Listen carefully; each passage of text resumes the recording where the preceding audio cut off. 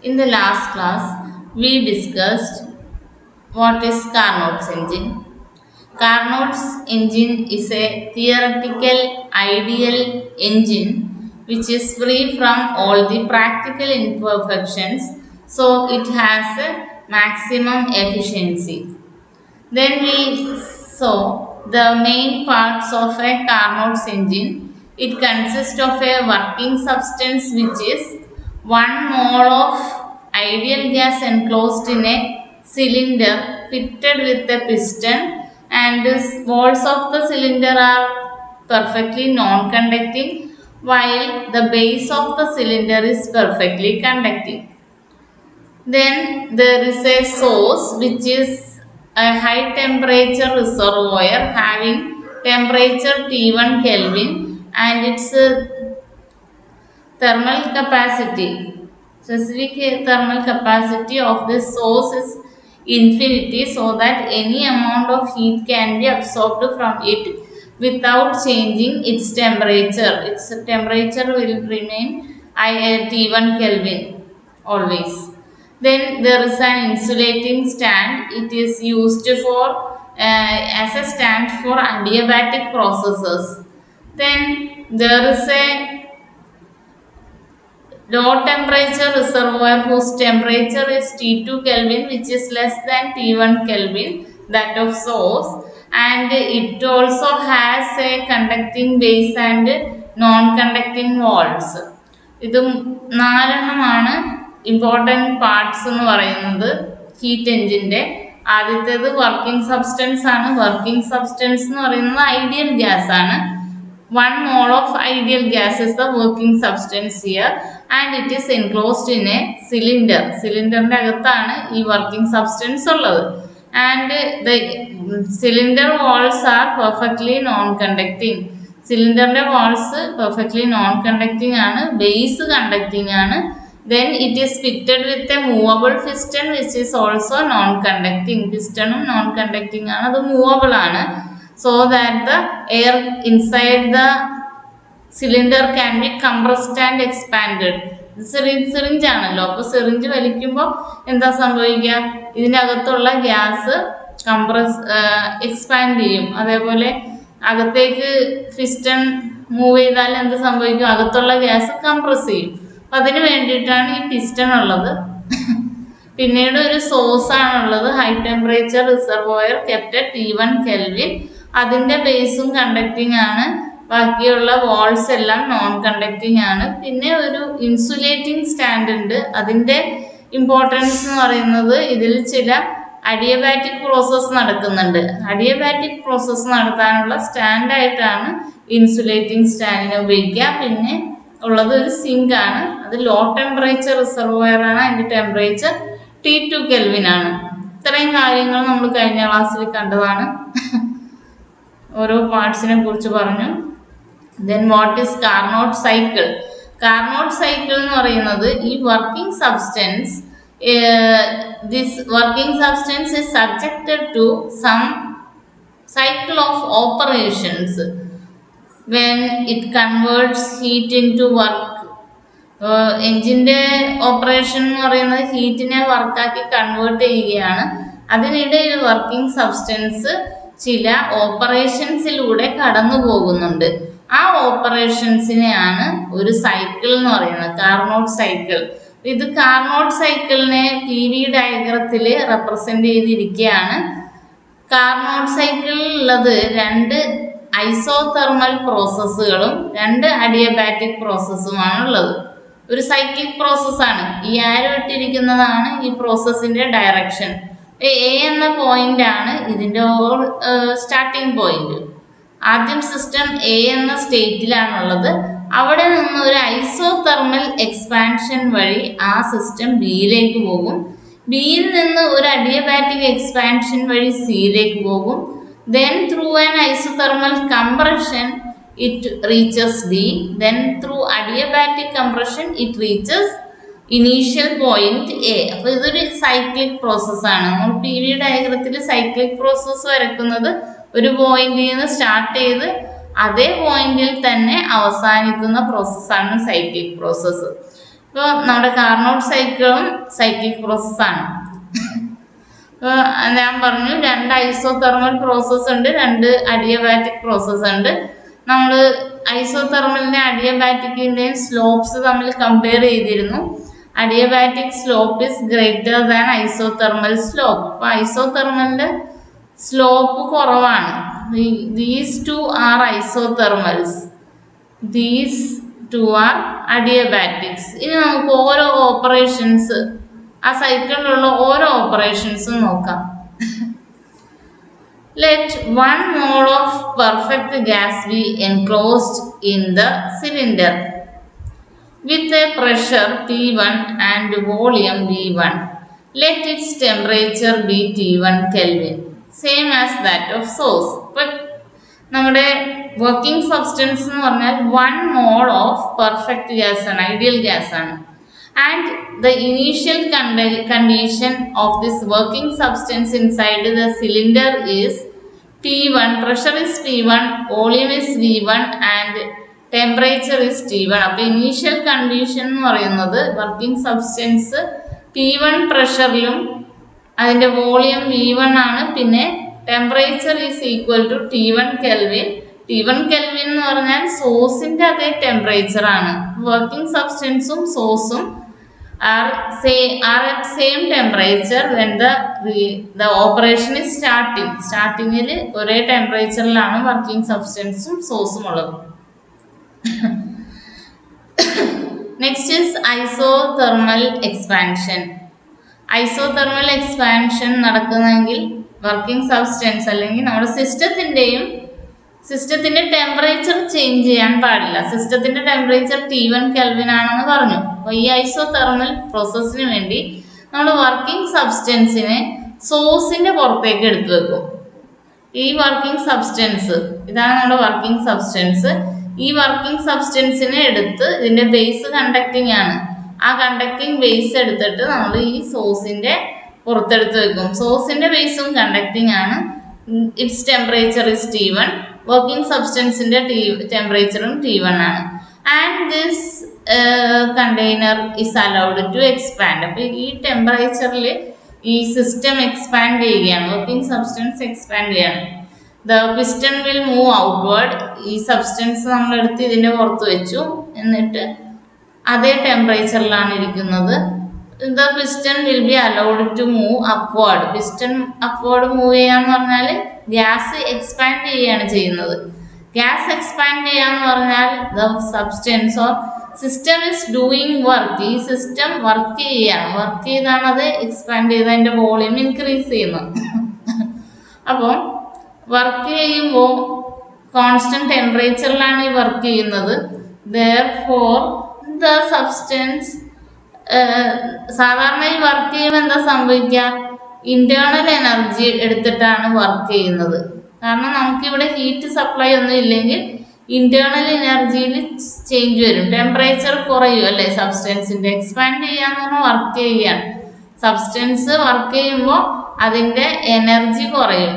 പക്ഷെ ഈ എനർജി കുറയാണ്ടിരിക്കാനാണ് ഇതിനെ നമ്മൾ സോഴ്സിന്റെ പുറത്ത് വെച്ചിരിക്കുന്നത്. അപ്പൊ ഇതിവിടെ നിന്ന് എനർജി സപ്ലൈ ഉണ്ട്. Heat energy that is used as work is supplied from the source. Let that heat be Q1. This time Q1 is taken from this source to the working substance to do work. Let that work be denoted by W1. ആ വർക്കിനെ നമുക്ക് W1 എന്ന് denote ചെയ്യാം. ഇപ്പോൾ സോഴ്സിൽ നിന്ന് Q1 heat എടുത്തിട്ടാണ് നമ്മുടെ വർക്കിംഗ് സബ്സ്റ്റൻസ് എക്സ്പാൻഡ് ചെയ്യുന്നത്. And it remains in same temperature because source can supply any amount of heat without changing the temperature. Let this work be denoted by W1. നമ്മുടെ ഇപ്പോൾ isothermal എക്സ്പാൻഷന്റെ സമയത്ത് working substance ചെയ്യുന്ന വർക്കിനെ നമുക്ക് W1 എന്ന് denote ചെയ്യാം. And Q1 is the heat taken from this source. സോഴ്സിൽ നിന്ന് എടുത്ത ഹീറ്റ് Q1 ആണ്. അത് വെച്ച് ചെയ്ത work W1. Work of expansion, volume increase ചെയ്യണമെങ്കിൽ സിസ്റ്റം വർക്ക് ചെയ്യണം, അതാണ് W1. Therefore we can write Q1 is equal to W1, work done. And the process is in isothermal പ്രോസസ്സാണ് നടക്കുന്നത്. And initial pressure and volume where P1 and V1. നമ്മൾ നേരത്തെ പറഞ്ഞു substance is at pressure P1 and volume V1. അപ്പോൾ expansion നടന്നു കഴിയുമ്പോൾ എന്ത് സംഭവിക്കും? എക്സ്പാൻഷൻ ആണ് നടക്കുന്നതെങ്കിൽ വോളിയം ഇൻക്രീസ് ചെയ്യും അല്ലെ. എക്സ്പാൻഡ് ചെയ്യാന്ന് പറഞ്ഞാൽ വോളിയം ഇൻക്രീസ് ചെയ്യാം. അപ്പോൾ പ്രഷറിന് എന്ത് സംഭവിക്കും? Pressure will decrease when volume is increasing. അതാണ് ഈ പ്രോസസ്സ് കാണിക്കുന്നത്. AB shows the isothermal expansion. AB isothermal expansion ആണ് കാണിക്കുന്നത്. ഹിയർ പ്രഷർ ഇസ് ഡിക്രീസിങ് അല്ലെ. പ്രഷർ ഈ ആക്സിസിലാണ്, താഴോട്ടാണ് വരുന്ന പ്രഷർ. അപ്പോൾ pressure decreasing and volume x ആക്സിസിലാണ്. വോളിയത്തിന് എന്താ സംഭവിക്കുക? Volume is increasing. റൈറ്റിലേക്ക് പോകുമ്പോൾ വോളിയം ഇൻക്രീസ് ആണ് ചെയ്യണം. A to B is isothermal expansion taking place at temperature T1 Kelvin. അതാണ് ഈ ഗ്രാഫിൽ കാണിച്ചിരിക്കുന്നത്. ഇത് ഐസോതെർമൽ എക്സ്പാൻഷൻ ആണ്. പ്രഷർ P1 V1ൽ നിന്ന് പ്രഷർ P2 വോളിയം V2ലേക്ക് ചേഞ്ച് ചെയ്തു, എക്സ്പാൻഡ് ചെയ്തപ്പോൾ. And this is taking place at temperature T1 Kelvin. And this process is isothermal. T1 Kelvinൽ നടക്കുന്നതുകൊണ്ട് ഐസോതെർമൽ പ്രോസസ്സാണ്. അപ്പോൾ ഐസോതെർമൽ പ്രോസസ്സിലെ വർക്ക് ഡണിന്റെ ഇക്വേഷൻ നമ്മൾ പഠിച്ചിട്ടുണ്ട്. It is equal to 2.303 R into temperature at which this process is taking place log to base 10 V2 by V1 എന്ന് പറഞ്ഞാൽ final volume by initial volume. ഈ പ്രോസസ്സിലെ ഫൈനൽ വോളിയം V2 ആണ്, initial volume V1 ആണ്. And temperature at which this process is taking place is T1 Kelvin. നമുക്ക് work ഡണിന്റെ expression ഇങ്ങനെ എഴുതാം. 2.303 RT1 log to base 10 V2 by V1 final volume by initial volume. This is the work done in this process. ഇനി നമുക്ക് ഗ്രാഫിക്കലായിട്ട് area വെച്ച് നമുക്ക് work done പറയാമെന്ന് പറഞ്ഞിരുന്നു. അപ്പോൾ ഏരിയ ഉപയോഗിച്ച് നമുക്ക് അതുപോലെ കാണാം. ഹിയർ ഇതിലെ ഏരിയ കാണിക്കാൻ വേണ്ടിയിട്ട് നമുക്കൊരു 4 പോയിന്റ്സ് കൂടി ആവശ്യമുണ്ട്. ഇവിടെ നമുക്ക്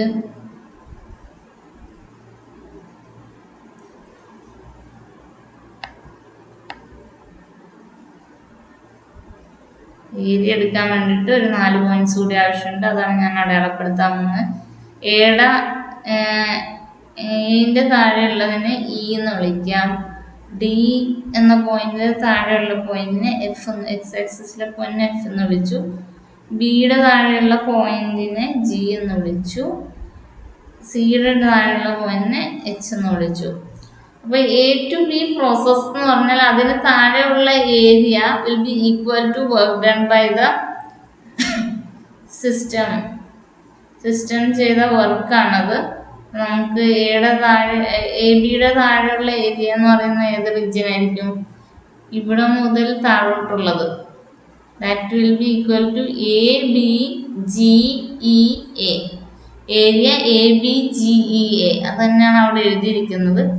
ABGEA. Work done is area under that curve.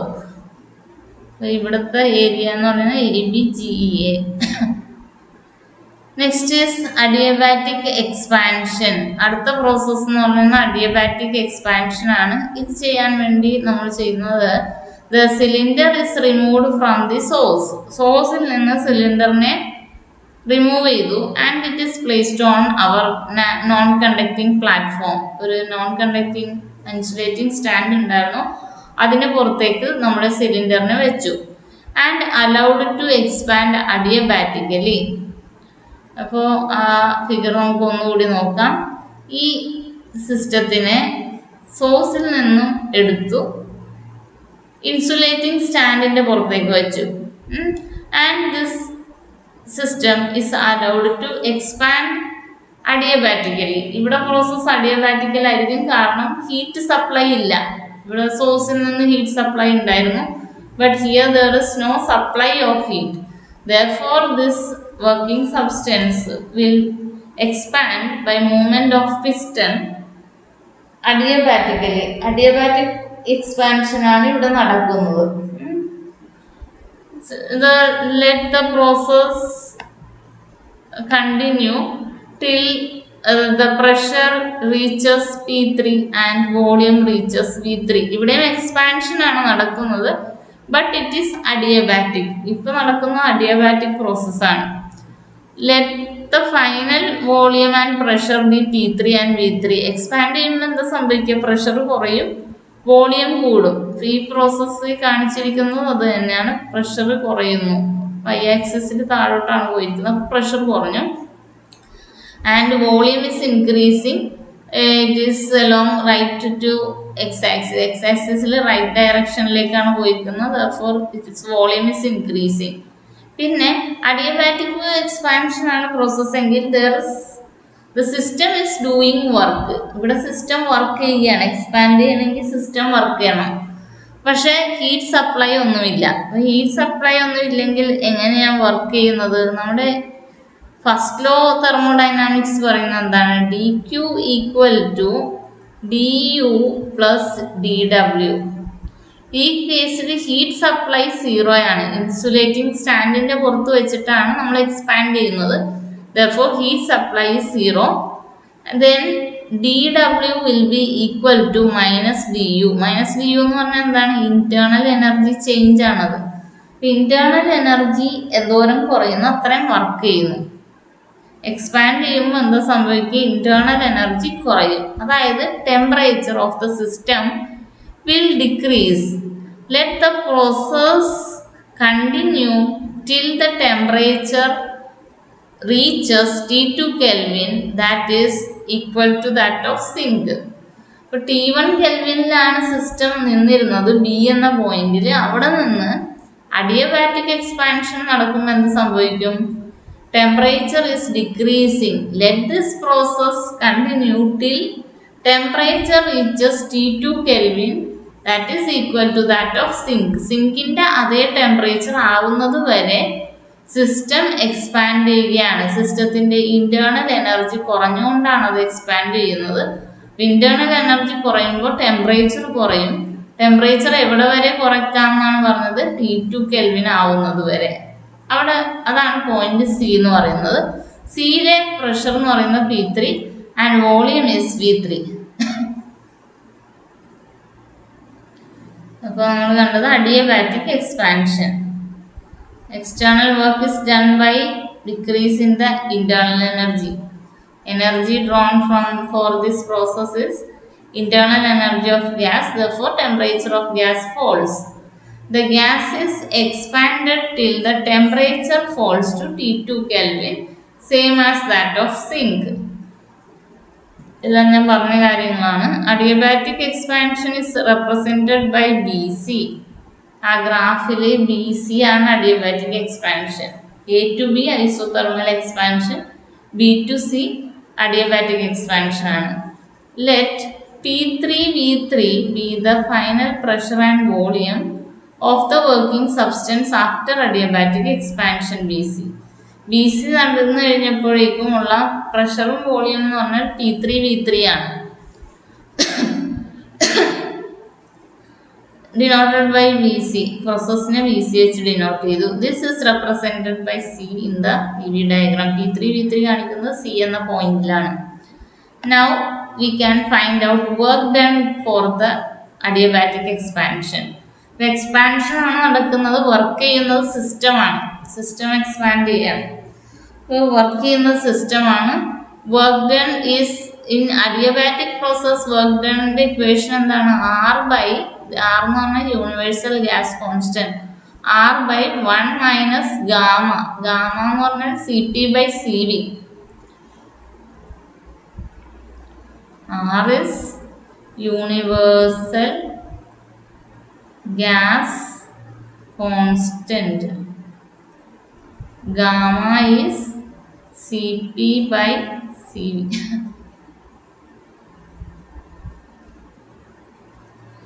R/1 minus gamma into T2 minus T1, where T2 is the final temperature, T1 is the initial temperature. ഇതാണ് അഡിയബാറ്റിക് പ്രോസസ്സിന്റെ സമയത്തുള്ള വർക്ക് ഡണിന്റെ ഇക്വേഷൻ. നമ്മൾ നേരത്തെ ഡിറൈവ് ചെയ്ത ഇക്വേഷൻ ആണ് R/1 - gamma into T2 - T1.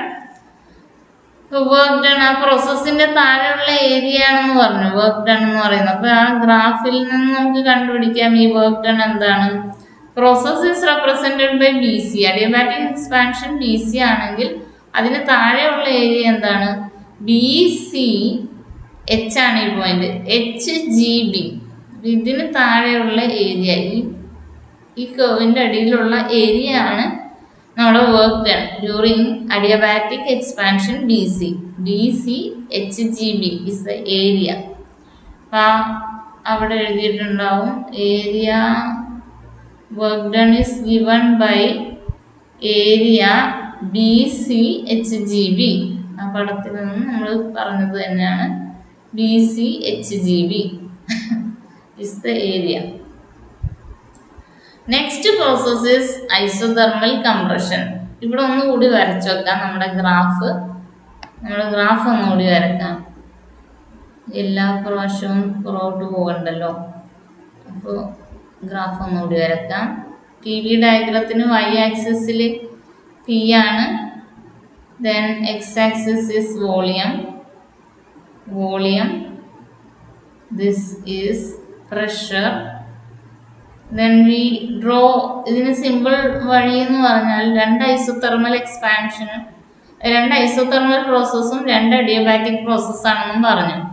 അപ്പോൾ ഐസോതെർമലിന്റെ slope അഡിയബാറ്റിക്കിനേക്കാളും കുറവാണ്, അത് നമുക്കറിയാം. അപ്പൊ നമുക്ക് രണ്ട് ഐസോതെർമലിന്റെ സ്ലോപ്സ് ഒരുപോലെ വരക്കണം.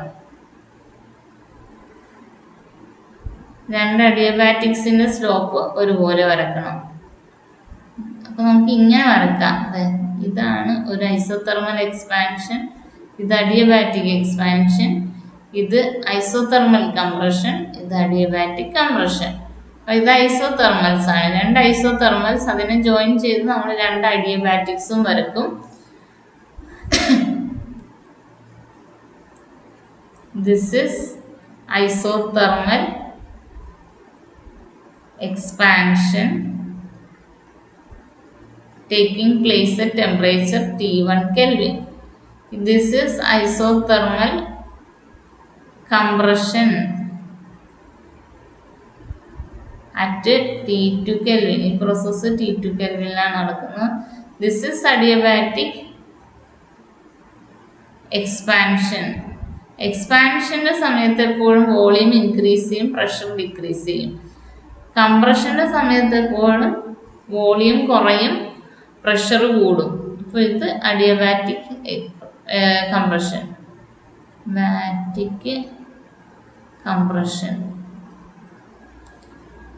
പിന്നെ താഴത്തെ ഏരിയ കാണിക്കാൻ this point is given by A. വേറൊരു കളറിൽ എഴുതാം.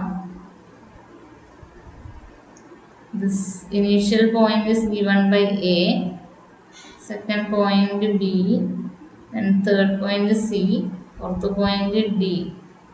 ഇനി എയിൽ നിന്ന് നമ്മൾ താഴോട്ട് വരക്കുന്ന പോയിന്റ് E എന്നാണ് നെയിം ചെയ്യുന്നത്. D യിൽ നിന്ന് വരക്കുന്നത് F, B എന്ന് വരക്കുന്നത് G, C എന്ന് വരക്കുന്നത് H. EFGH ഒന്ന് പഴയതായിട്ട് കമ്പയർ ചെയ്യാനാണ്. EFGH തന്നെയാണ് നോക്കിയിട്ട് തിരിച്ചു വരാം. EFGH പോയിന്റ്സ് നമ്മൾ മാർക്ക് ചെയ്തു. പ്രഷർ വോളിയം കാര്യങ്ങളാണ് മാർക്ക് ചെയ്യാണ്ടുള്ളത്, അതൊന്നും നമുക്ക് മാർക്ക് ചെയ്ത് കളയാം.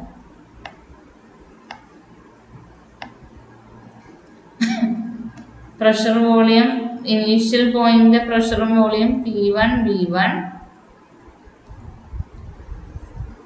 B എന്ന പോയിന്റിന്റെ pressure volume P2 V2, C എന്ന പോയിന്റിന്റെ pressure volume P3 V3, D എന്ന പോയിന്റിലെ പ്രഷർ വോളിയം P4 V4.